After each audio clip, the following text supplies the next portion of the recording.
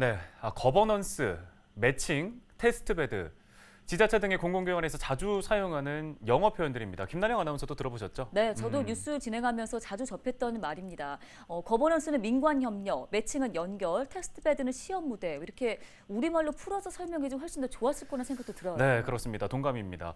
그래서 국립국어원이 수년 전부터 공공 언어를 우리말로 다듬는 사업들을 진행 중인데 그 진척 속도가 여전히 더딘 상황이라고 합니다. 네, 공공 언어 사용 실태와 함께 일부 지자체에서 나타나고 있는 개선 움직임을 김진재 기자가 알아봤는데요. 자, 먼저 어려운 공공 언어에 대한 시민들의 반응은 어떨까요? 블렌디드 수업 레시피가 어떤 뜻인 것 같으세요? 블렌?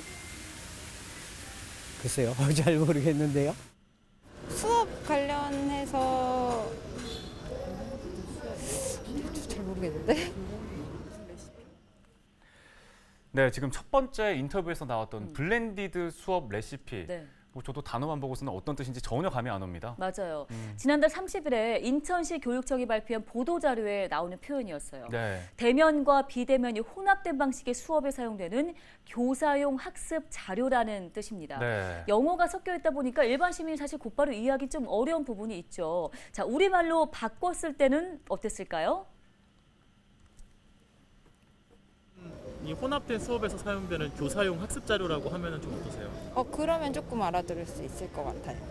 일반적으로 쓰는 단어들이 어찌됐든 이제 소통하는데 조금 더 괜찮을 것 같긴 한데. 그거는 가능합니다. 알아들을 것 같은데 아까 그거는 무슨 소리인지 모르겠네요. 요즘 신종어인가요? 네. 이 국립국어원은 공문서에 대한 국민들의 이해도를 높이기 위해서 지난 2014년부터 공공언어 바로쓰기 자료를 만들어 보급하는 등의 다양한 개선 사업을 진행하고 있습니다. 하지만 수년이 지나도록 여전히 공공기관의 보도자료는 일반 국민들이 한눈에 알아보기는 쉽지 않은 게 사실입니다. 네, 맞습니다. 자, 지금 화면에 보이는 게 인천시가 지난달에 발표한 보도자료 제목이에요. 언뜻 봐도 외래어가 많이 섞여 있는 모습인데요. 자, 전담 TF팀, 아카이브, 마스터 플랜 모두 쉬운 우리말로 바꿀 수 있습니다. TF와 아카이브, 마스터 플랜 모두 국립국어원이 필수 개선 행정용어로 선정한 단어입니다. TF는 특별팀, 전담팀 또는 전담 조직으로, 아카이브는 자료 보관소나 자료 저장소 등으로 바꿀 수 있고, 마스터 플랜은 종합계획이나 기본계획, 기본 설계로 쉽게 표현할 수 있습니다. 국어기본법 14조 1항에서는 공공기관 등은 공문서를 일반 국민이 알기 쉬운 용어와 문장으로 써야 한다고 명시하고 있습니다.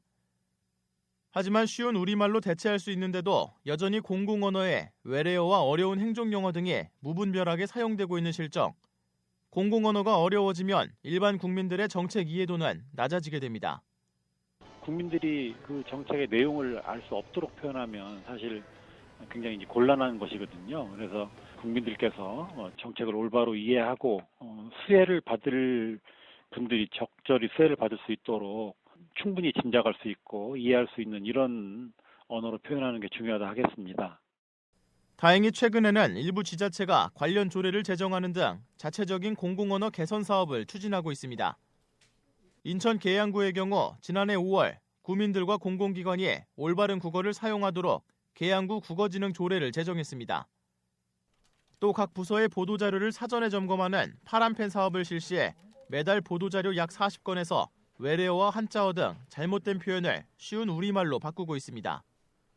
외래어 대신에 쉬운 우리말로 대체할 수 있는 말을 검수를 합니다. 그래서 파란펜으로 수정을 해서 관련 부서에다도 좀 표현을 우리말로 이렇게 바꿀 것을 한번 알려주고요.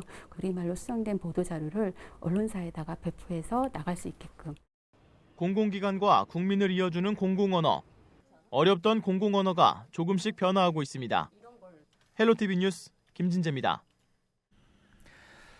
예, 이 외래어랑 외국어가 섞여 있는 여러 어려운 말들이 생각보다 많은 곳에서 또 지나치게 많이 쓰이고 있었다는 사실을 알게 됐습니다. 특히나 코로나19 이후에 뭐 TF, 언택트, 온택트 이런 외국어 섞인 말들을 더 잦게 쓰는 것 같아요. 맞아요. 이번 한글날 연휴 다들 소중하게 생각하고 계실 텐데요.